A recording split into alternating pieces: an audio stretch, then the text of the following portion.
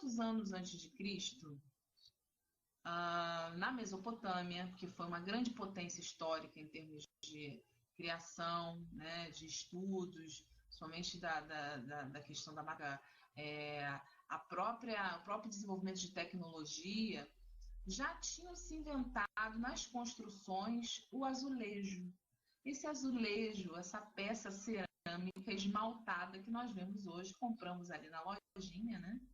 E naquela época esse já foi o meu... Eu falei, nossa, o que nós criamos hoje então? Só o computador, que foi algo assim.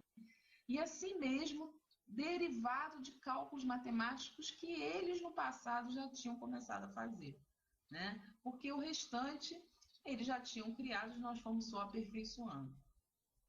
Muitas dessas informações, se a gente não andava, isso é do meu tempo não, mas é do tempo do monge, quando passava aquele rádio relógio, né, que passava, você sabia? Aí apitava lá e falava lá uma determinada curiosidade, né, sobre o universo. Você lembra, Tisa? Essa é da época do monge. Eu lembro assim vagamente, né? Mas tinha lá, a gente via lá o rádio relógio, aí apitava lá no meio do negócio, falava, você sabia? E falava uma curiosidade. Então, veja bem, nunca ouviu falar, né? Eu ouvi muito, adorava, ficava esperando lá. Você sabia o que tinha de curiosidade? Porque normalmente eram informações que a gente nunca parou para pensar, a gente não tinha noção, né? Você sabia, enfim, aí trazia lá uma determinada novidade, porque não é do nosso cotidiano. A não ser aqueles que estudam dentro de cada profissão, cada um tem o seu conhecimento. Se eu não sou química, né? Então, se eu não vou dominar a parte de direito lá, se eu não sou um advogado, então você tem cada um dentro da sua área, tem o seu domínio. Mas existem muitas informações, né, que ficavam naquela época. Hoje, por exemplo, se eu não sou química, mas se eu entrar no Google, eu vou digitar lá uma curiosidade, né, e vou achar a resposta, uma explicação, um fórum, um debate, uma colocação, um questionamento, tudo sobre aquele tema. Digitar lá, a gente vai saber, né, mais ou menos inteiro. Então, o acesso à informação hoje é muito maior. Vocês concordam? A gente pode acessar informações que não são corretas, a gente pode acessar informações que não são completas, mas hoje a gente tem um acesso muito mais fácil. Hoje a gente se medica pela internet, né?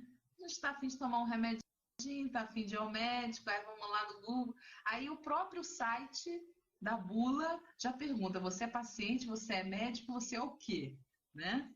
E a gente vai lá e pesquisa lá. Mas quando a gente vai... Mas as pessoas até comentam isso, né? Quem vive de passado é museu. O museu não tem um significado muito grande. A história, né? Tudo que a gente tem, a maioria das coisas que a gente tem de informação hoje, até das próprias pesquisas científicas, foram baseadas no passado, nas informações. Muitas informações que foram equivocadas, que foram corrigidas ao longo do tempo. Mas que se não tivessem sido iniciadas, talvez demorasse muito mais para a gente encontrar a verdade. Né? Como as pirâmides, qual é o segredo da pirâmide? O enigma da pirâmide. Né? Imagina no tempo em que as informações para chegar de um ponto a outro era uma eternidade. Era o pombo correio, né? Era o pombo, era... Como é que mais que tinha? Era o mensageiro que morria às vezes no meio do caminho, né? O mensageiro a cavalo. Telégrafo já é mais recente, né? Telégrafo já era mais rápido. Mas veja bem, tambor, fumaça, olha, o Décio desencavou essa, hein, Décio? Essa aí, sinal de fumaça. Era uma cabra que cantava as notícias. Cabra, essa aí é nova, hein? Essa é do tempo dele mesmo. Corvo, nossa. Gente, não precisa fazer terapia de vidas passadas. Calma, vamos voltar ao nosso estudo. Né? Na verdade, o que Kardec, né, traz nessa passagem daqui? Quando a gente... ele chama atenção para determinadas informações que eram restritas,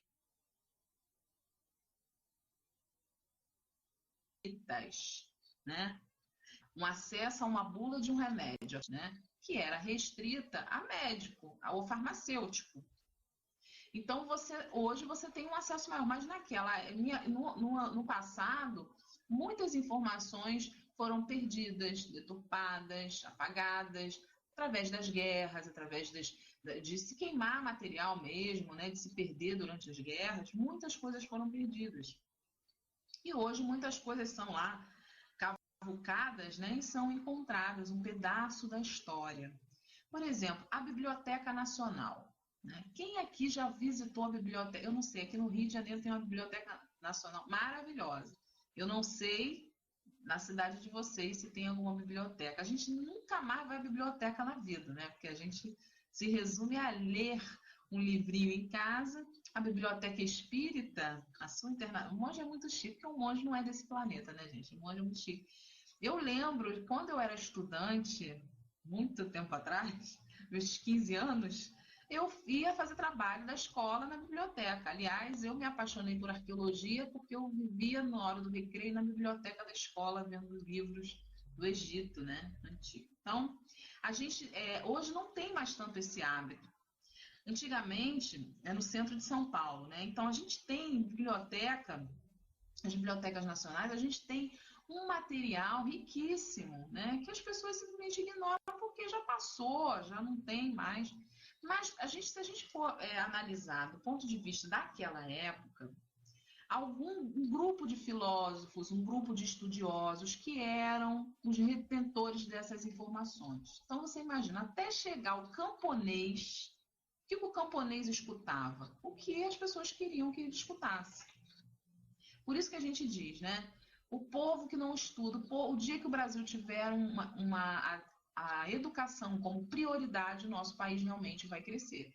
Porque nós vamos encarar de uma outra forma, né, uma série de coisas que nos são entubadas.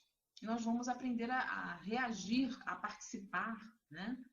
Mas a educação não é de conhecimento somente, é de transformação moral. Mas esse conhecimento básico que muitas vezes embarreirava essa visão, porque a visão de um mundo onde tinham vários deuses, né? Cada deus com um jeito, que dizia lá que um protegia, o outro detonava, um brigava com o outro, o filho de um casava com o outro, sequestrava o outro e virava e matava e virava estrela, né? Então a gente tinha informações que eram passadas de gerações para gerações como se aquilo ali fosse uma verdade. E aquele grupo que era restrito, muitas vezes, tinha a intenção só de ficar ali estudando, né? Eles não tinham essa questão, eles eram detentores da ideia, mas não se passava adiante, até porque se entendia muitas vezes que o povo não tinha essa capacidade de absorver essas informações. Então, ele diz lá que sobre o céu puro de Caldeia, Caldeia é justamente Mesopotâmia, né? Essa área da Mesopotâmia, da Índia e do Egito, berço das mais antigas civilizações, foi possível observar o movimento dos astros com tanta precisão quanto era possível sem instrumentos especiais. A princípio, foi verificado que certas estrelas tinham um movimento próprio, independente de sua massa. Então, peraí, se a gente leu lá, né, que durante que um grande período, né, a própria religião católica, enfim, pregava que tinha lá um céu fixo, né, que a chuva era fresta lá um vazamento, né, da água superior que vinha lá, que vazava pela abóbada, que simplesmente não tinha que a Terra era o centro do universo, né? que o poder de criação de Deus ele era finito ali na Terra, essa compreensão do infinito, que inclusive passa pela incompreensão começa na ideia simplesmente da Terra e vai chegar até a ideia que nós temos da justiça divina, por exemplo. Né? Quando a gente acha que uma coisa não está ligada à outra. Quando, na verdade, a partir do momento, né, em que eu começo a perceber que Deus pode criar muito mais do que eu estou enxergando, eu também começo a raciocinar de que Deus pode ser muito mais justo do que eu imagino. e que a justiça divina é bem diferente do meu ponto de vista de justiça. Então a gente começa a amadurecer, né? Quanto mais a gente vai passando, é como a gente começa na escola ou começa numa faculdade. No início a gente é completamente alheio àquela situação. No final nós já estamos integrados, né? Nós já estamos participativos, nós já estamos ali entendendo um pouco mais, conseguindo enxergar um pouco mais as coisas.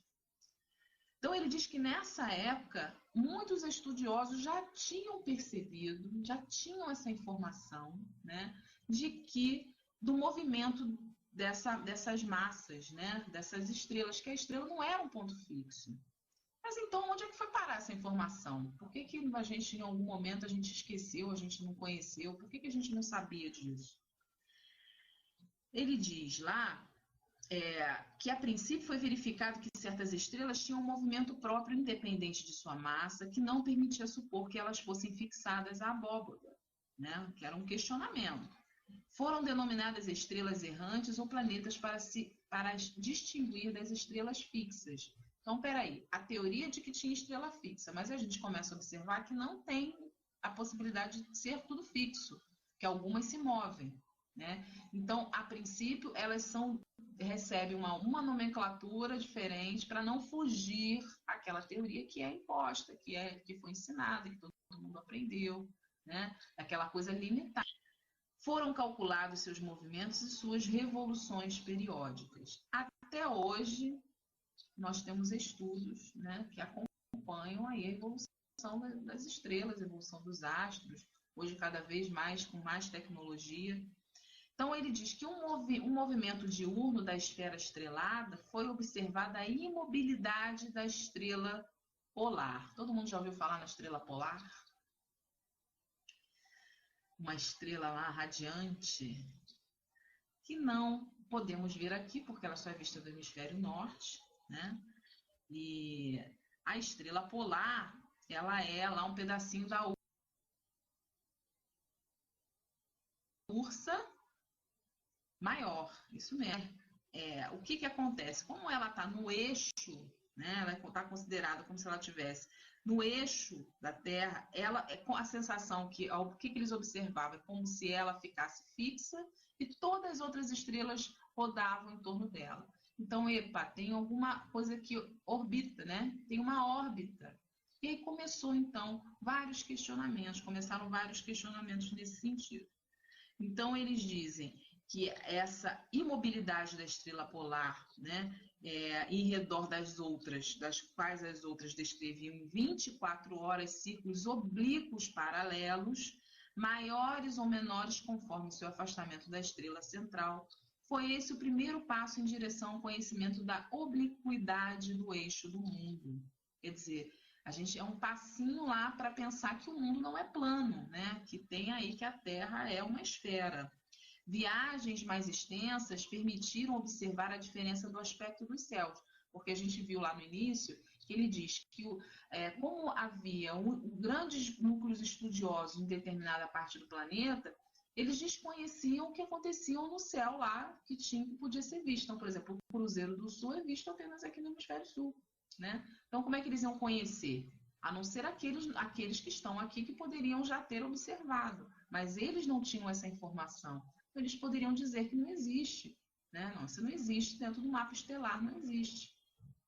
E assim eles vão ampliando, né, esses estudos e vão ampliando a cabeça também, né? As coisas vão ampliando a visão de uma força única, de um poder criador maior, vai sendo analisado de uma outra forma.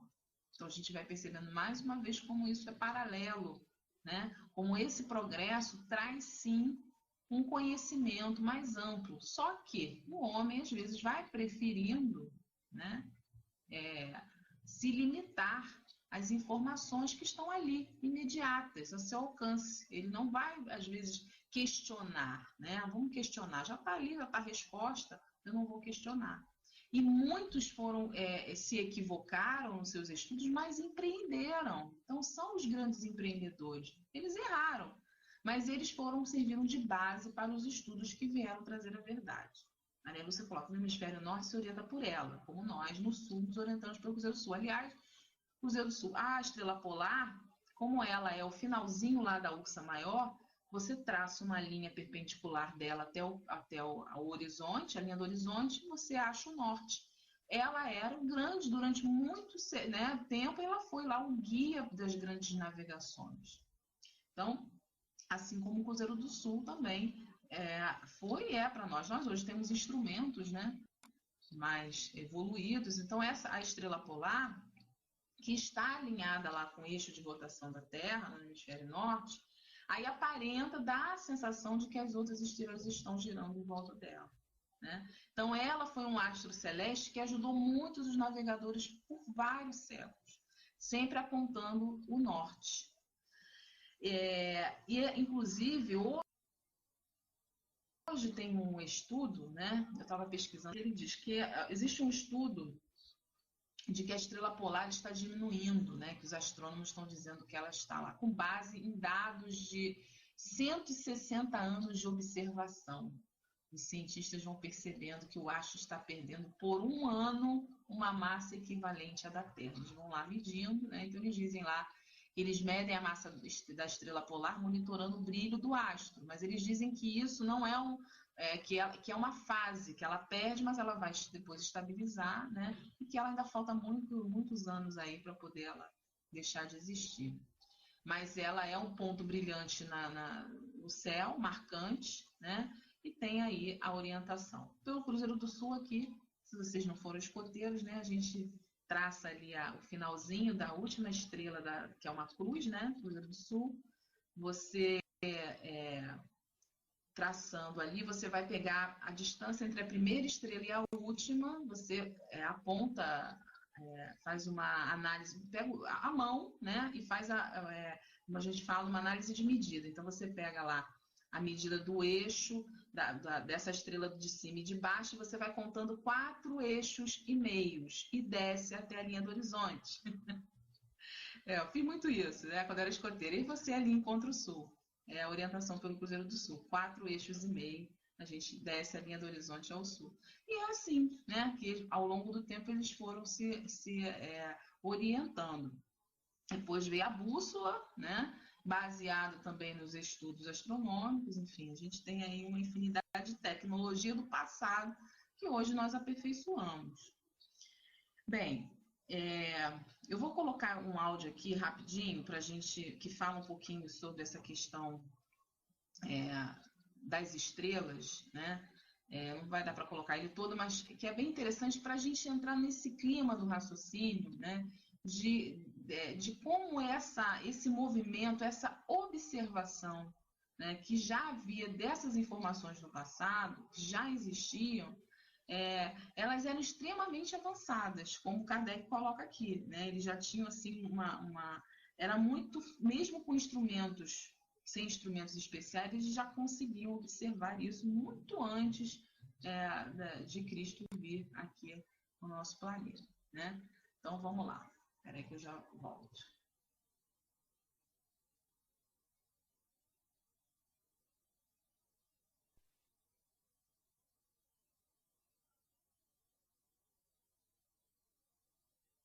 Nave Terra. Versão e distribuição Sinapse. Terra, nossa nave espacial. Bem-vindo a bordo para esta viagem de 1 ano em torno do Sol. Não esqueça, esta é uma viagem real em tempo real. Agora mesmo, enquanto vê estas imagens, você está penetrando no espaço a 107 mil quilômetros por hora. Hoje estamos aqui. Chegaremos no ponto equinócio, o começo da primavera, em 4 semanas.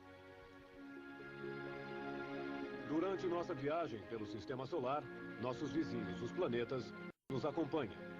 Esta semana, vamos olhar para além dos planetas, as estrelas infinitamente mais distantes, as estrelas que nos servem de referência.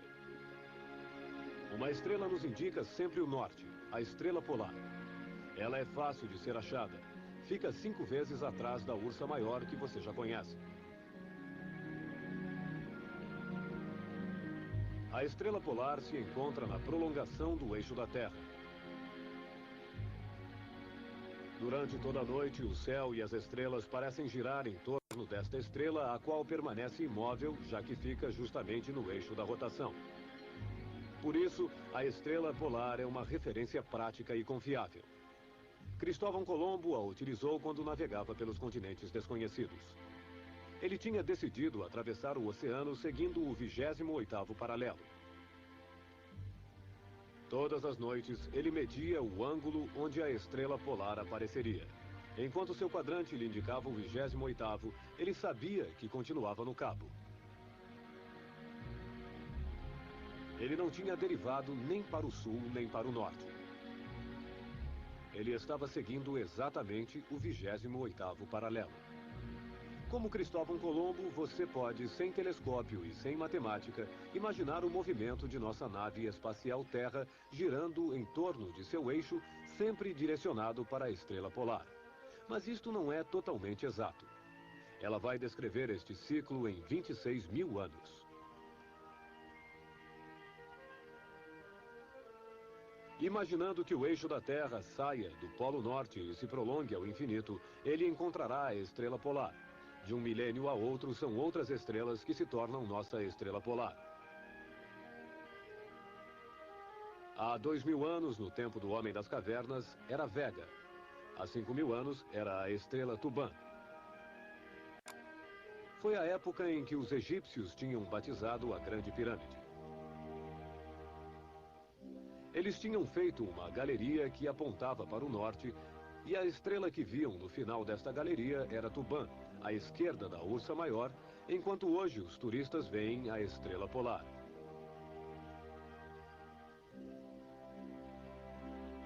Tubã, estrela polar, é o ângulo sobre o qual a Terra girou durante 5000 anos. Podemos todos nos imaginar há meses, anos, talvez até há um século, mas para nos imaginarmos há 5000 anos, é preciso ver o ângulo entre Tubã e a estrela polar.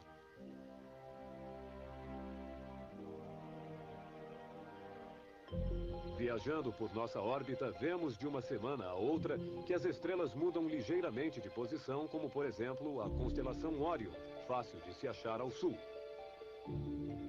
Órion com sua cabeça, seus 2 braços, seus 2 pés, sua cintura. O pequeno deslocamento cotidiano das estrelas é completamente engolido pelo enorme movimento de oscilação provocado pela rotação da Terra, que faz nosso campo de visão girar do dia até a noite.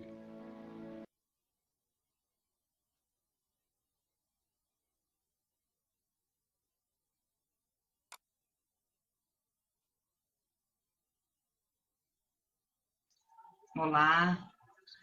Então você imagina, né, gente? Quando que o homem, a nível de, ao longo de muitos sistemas que foram apresentados, né, de que nós éramos o centro do universo, jamais a Terra teria ali uma órbita para circundar em relação ao Sol, e que outros planetas eram apenas ali coadjuvantes, né? Então a gente vai percebendo que essas informações ficaram lá restritas. E a gente se pergunta, né, novamente, por que então que isso não foi difundido? Né? Por que isso não chegava ao alcance de todos? Por que havia tanto impedimento se eles conseguiam lá estudar e comprovar isso aí? Então, Kardec continua dizendo para nós o seguinte, que no movimento diurno da esfera estrelada foi observada essa estrela polar, né, que a gente viu aí em relação ao eixo da Terra. Eles conseguiram observar essa questão da ideia da Terra ser uma esfera, né, e que essas viagens então permitiram observar essa diferença. Inclusive, o estudo de latitudes, as estações, né, o estudo levou o homem a descobrir essa redondeza da Terra, e assim que pouco a pouco foi se fazendo uma ideia mais justa do sistema do mundo. Olha que beleza, né? A gente já tinha essa informação há tanto tempo, mas ela realmente estava limitada ali a algumas pessoas. Então ele diz que aproximadamente no ano de 600 a.C., vem Tales de Mileto, na Ásia Maior, né? que conhecia a esfericidade da Terra, né? E ele começou a observar os eclipses. Então, ele começou a observar esses movimentos e já trouxe lá uma teoria, né? Ele que era um filósofo, um estudioso também dessa área, ele começou a trazer algumas teorias em relação a esse infinito, né? Que seria ali. Inclusive, ele tem algumas... busca alguma coisa em relação ao magnetismo também. Então, a gente já vê alguns gênios, né? Alguns espíritos que já são desenvolvidos intelectualmente, que vêm ao nosso planeta trazer essas informações. O som tá ok, gente? Vocês estão ouvindo direitinho?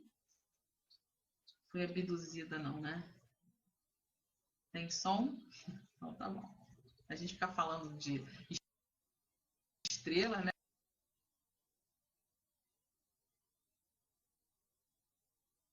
Vai que a gente é abduzido aí.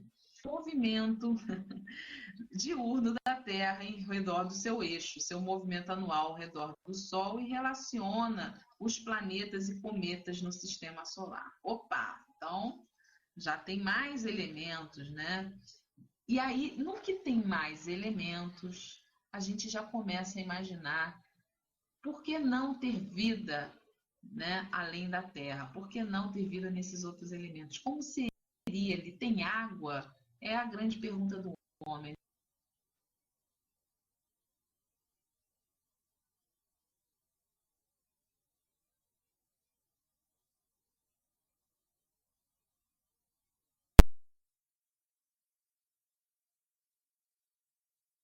Né?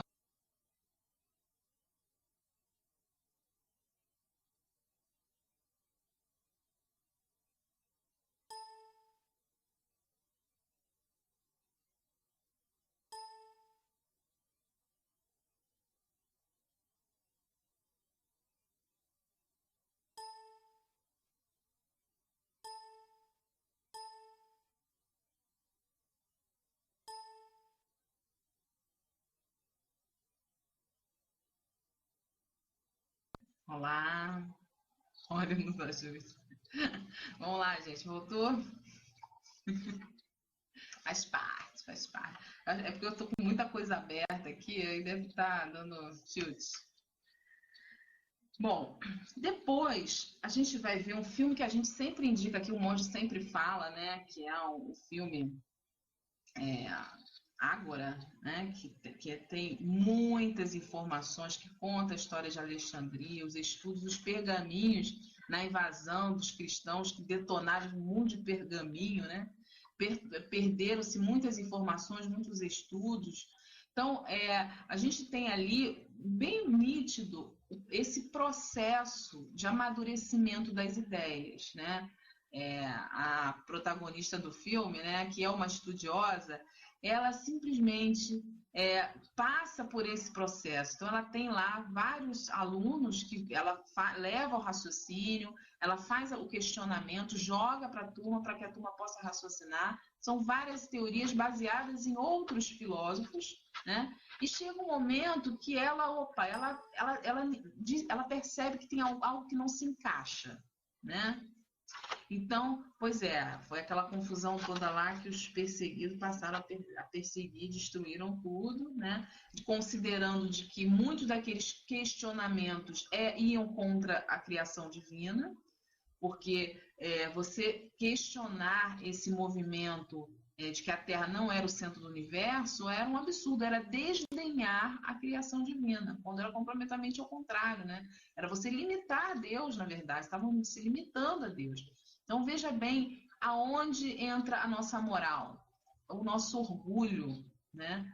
Que impede muitas vezes da gente ampliar os nossos conhecimentos por preconceito, por dificuldades do novo, de receber novas informações. É o medo do novo que a gente tem, né? Que a gente sempre teve, e que isso impediu. Não impediu o progresso, demorou, atrasou, mas o progresso é inevitável, né? Então, eles botaram fogo lá também, em Alexandria, né? Na verdade, acho que eles detonaram, né? Quebraram tudo, enfim, e eles conseguiram fugir com alguns pergaminhos. Então, eu vou colocar um trecho aqui do filme em que ela faz esse questionamento em relação, ela cria lá um sistema de raciocínio, né, para justamente levantar, ela estava distante, já estava fugitiva, né, porque ela era considerada uma bruxa, justamente por questionar. Não, ela não estava questionando a criação divina, ela estava só se perguntando se não existia algo a mais. Então, na verdade, esse questionamento, por que não pesquisar aquilo que nós temos de fenômenos que acontecem no nosso dia a dia, que a gente observa, que a gente sente, né? Que as pessoas acham que isso é coisa do diabo, porque não se pode questionar, porque Deus não permite. Imagina, se existe ali um poder de alguém falar, trazer uma mensagem que não seja Deus ou Jesus, né? Então, se fecha numa ideia e não se questiona, não se pesquisa, né? E foi o que Kardec foi lá, pesquisou, epa, é uma realidade, vamos pesquisar como é que isso está acontecendo. Espera aí que eu já volto.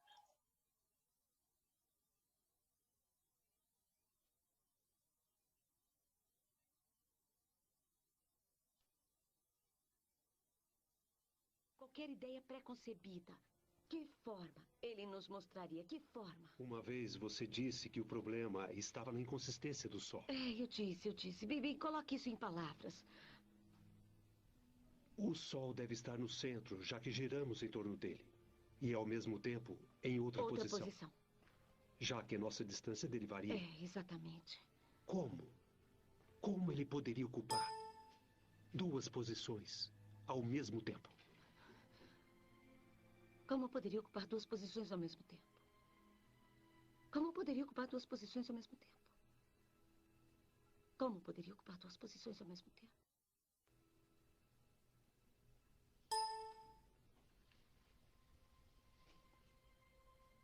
Como poderia ocupar duas posições ao mesmo tempo?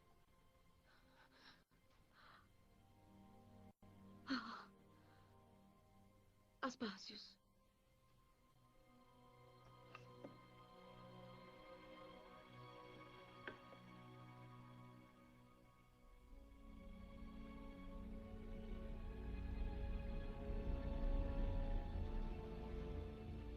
Isso. Ali e a outra bem ali, mantendo a mesma proporção. Ótimo, muito bem. Agora amarre essa ponta àquela tocha.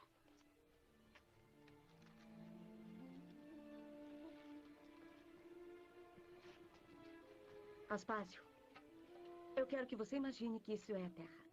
E que cada uma destas chamas representa as duas posições extremas do Sol em relação a ela, no inverno e no verão. O que aconteceria se ambas as posições fossem os dois centros de um só e único círculo? Mas isso não é possível, senhor. Espere, o que sabemos sobre o círculo? Sabemos que o centro está à mesma distância de qualquer ponto ao longo do seu diâmetro. Exato. Isso, então, se eu dividir o centro em dois, mas o que eu mantiver constante por a soma das duas distâncias do diâmetro... Tá bem, olha, eu vou mostrar, observe. Quando eu movo o bastão ao longo da corda, quando um segmento aumenta, o outro segmento diminui e vice-versa. Portanto, a soma dos dois sempre será constante. Você percebe isso? Agora, e se nós aplicarmos isso ao movimento da Terra?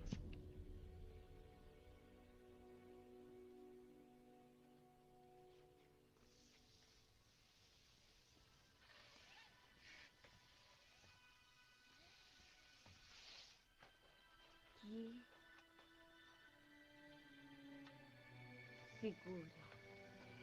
Nós vamos observar. Uma elipse! Com o Sol em um de seus focos. O que é um círculo, se não uma elipse muito especial, cujos focos se aproximam tanto que parecem ser um só.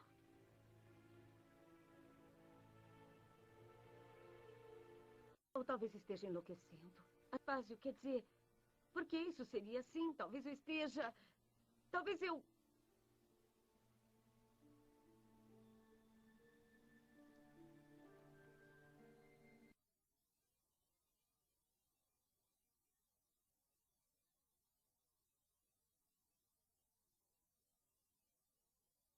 Olá.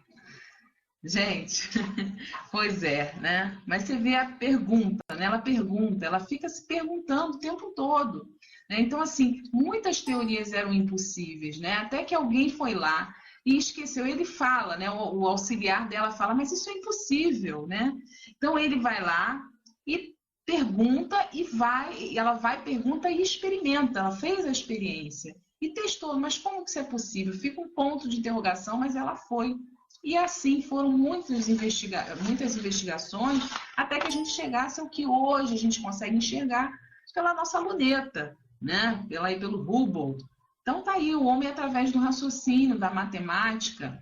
E isso também serve, né, para o nosso raciocínio em relação à própria reencarnação, né? A própria questão dos fenômenos mediúnicos, que são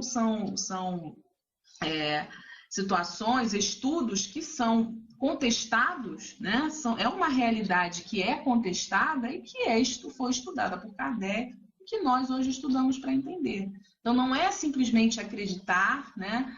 Porque muita gente que, algum tempo atrás, começou a estudar, né? Até a própria doutrina espírita, para conhecer, ou porque veio através de algum fenômeno, né? Que aconteceu alguma situação, e aí não se aprofundou, né? Ficou com medo de perguntar, ficou com medo de entender, de achar uma resposta.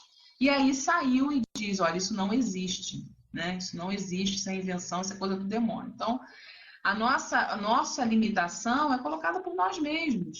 Né? A partir do momento em que Kardec perguntava várias vezes, no Livro dos Espíritos a gente vê a mesma pergunta sendo ali repetida, né? E os Espíritos, nós já falamos sobre isso, mas ele quis ter certeza, né? Porque o seu íntimo ainda realmente ele precisava ter a certeza de que aquilo ali realmente, o raciocínio dele estava indo no caminho certo.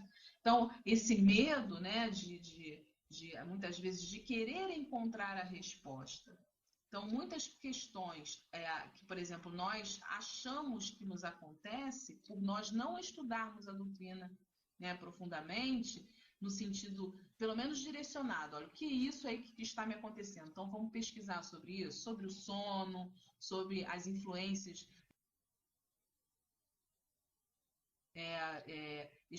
a obsessão, sobre a mediunidade. São coisas que estão passando pela nossa vida ali, que estão acontecendo e a gente não busca a resposta. Ou a gente busca muito superficialmente, ou a gente vai buscar em fontes que não são doutrinárias. Então a imaginação voa, né? Porque eu posso chegar aqui hoje e escrever um livro, né, com uma história, um romance maravilhoso, de uma história ali de um casal, né, ao longo de várias encarnações. Eu posso escrever agora, nesse momento aqui, contar para vocês da minha imaginação e de algumas teorias que eu imagino, ou então de certos tópicos, né, que eu não me aprofundei, que eu não raciocinei corretamente. E aí eu vou dando a minha parcela, a minha visão. Então, por isso é importante a gente estudar as obras básicas, né? Não é que a gente não possa ler os romances, não é que a gente não possa ler outros livros, mas é importante a gente ter a base, né? Porque ali foi um estudo sistemático, como foi ao longo do tempo, tantos outros, né, que trouxeram essas informações que hoje nós já constatamos aí pela tecnologia que nós temos atualmente. E ele diz que um século depois de Tales de Mileto, veio, então, Pitágoras e 160 anos antes disto, veio o Hiparco, de Alexandria, né? Que inventa o astrolabo, que é aquele globo, né, que mostra ali a movimentação da Terra, calcula e prediz os eclipses, observa as manchas solares, determina o ano trópico e a duração das revoluções lunares. Essas descobertas foram preciosas para o progresso da ciência e, contudo, levaram quase 2000 anos para serem divulgadas. Porque se passou durante um momento, quando o conhecimento, verdadeiro conhecimento detido, né, ia contra muitos ideais. Porque se você tem medo do desconhecido, e se através do seu medo eu domino você, exerço o meu poder, então você vai continuar, você vai ficar sem conhecer, né? Então, a partir do momento que a mensagem está ali, a informação está ali, em algum momento ela vai aparecer. E ela vai estar livre, né, de certos questionamentos, de certas normas, de certos... não vai estar desprotegida, né, desse poder abusivo que o homem se aproveitou a partir dessas informações. As ideias novas, cujo único meio de propagação eram manuscritos raros, permaneciam no domínio de alguns filósofos que as ensinavam aos discípulos privilegiados. As massas, que ninguém cogitava de esclarecer, não as aproveitavam de modo algum e continuavam a se nutrir com as velhas crenças. E a gente vai perceber lá na história, quando começa, né, a codificação da doutrina espírita, junto com o movimento iluminista, né, quando o homem começa a se desconectar dessas instituições e começa a atentar para ele como um ser, como uma criatura. E aí ele começa a expandir as informações para a massa. Aí tem as grandes revoluções, né? Então, aquela população que não tinha acesso a um sarau, a uma ópera, né? É aberto ali um teatro em que a população pode ouvir a música que só os nobres escutavam. Então, a gente conta até na história da arte, a gente conta a história do estilo provençal, né? Que era um estilo com cadeiras que vocês podem identificar, que é aquele estilo onde você vê a cadeira pintada de branco, e em algumas partes ela é descascada e você vê a madeira aparecendo, bem nas extremidades, né?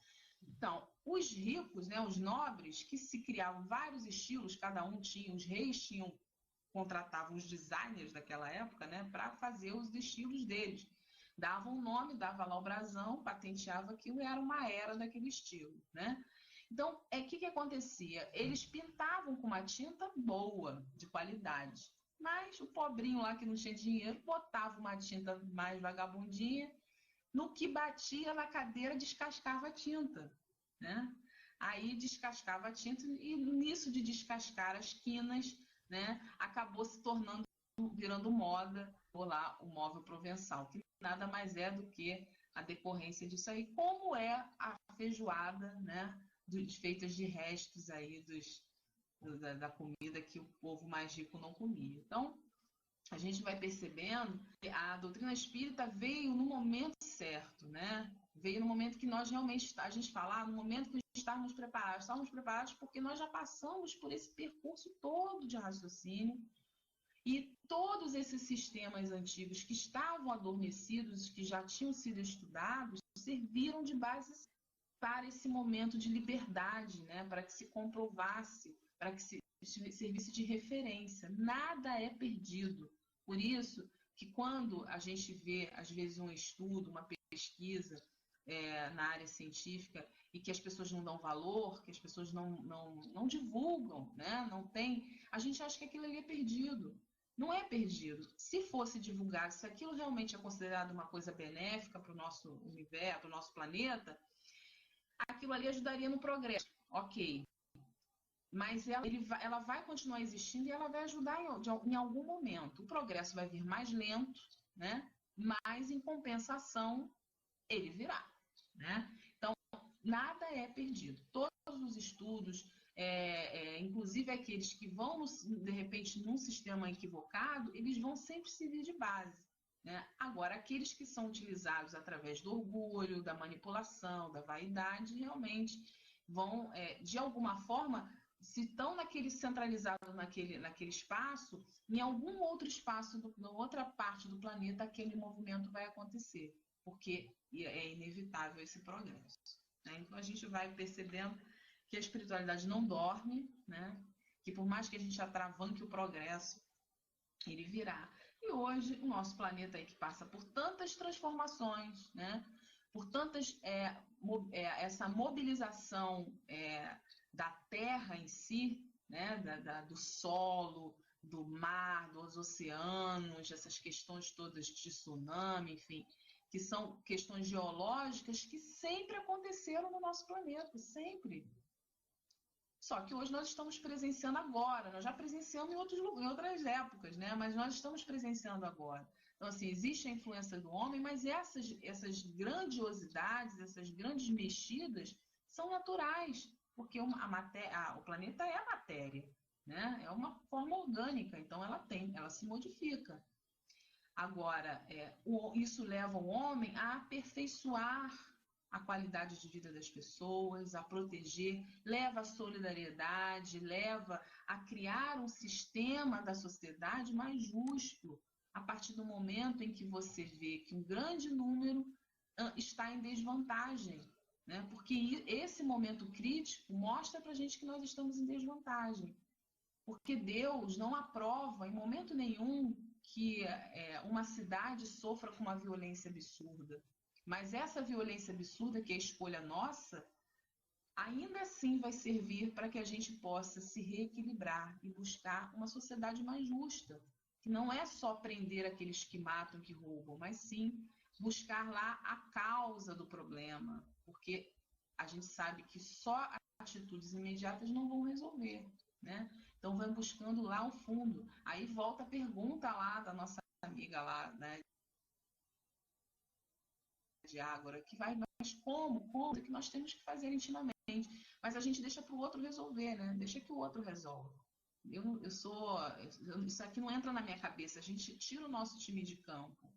Mas a gente também vai percebendo que nós temos uma parcela, né? Nós temos uma participação nesse progresso do nosso planeta. E não é só o progresso intelectual, é no progresso moral também. Então, gente, quero agradecer a participação de todos vocês, né, nesse estudo aí que é responsabilidade. Isso aí, Jair, é uma responsabilidade de todos nós, né? A gente acha que só separando a nossa garrafinha aqui que a gente está resolvendo o problema do mundo, né? É muito mais do que isso. A gente pode muito mais, né? Começar parar de tomar conta da vida do outro, né? Tomar conta da nossa vida. A gente já está ajudando aí no progresso, né? Cuidando, acrescentando, deixando o mundo melhor do que a gente encontrou, né? Então é isso, gente. Estou liberando para o momento das vibrações, agradecendo a participação de todos, né? Que a gente possa, nesse momento, agora nos concentrarmos, interagirmos aí de maior, fazendo a nossa parcela, né? Liberando, monge.